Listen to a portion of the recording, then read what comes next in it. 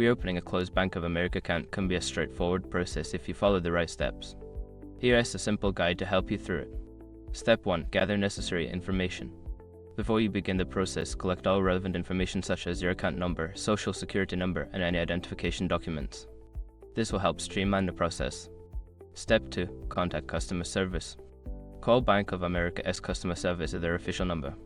Explain that you wish to reopen your closed account and ask for guidance on the next steps.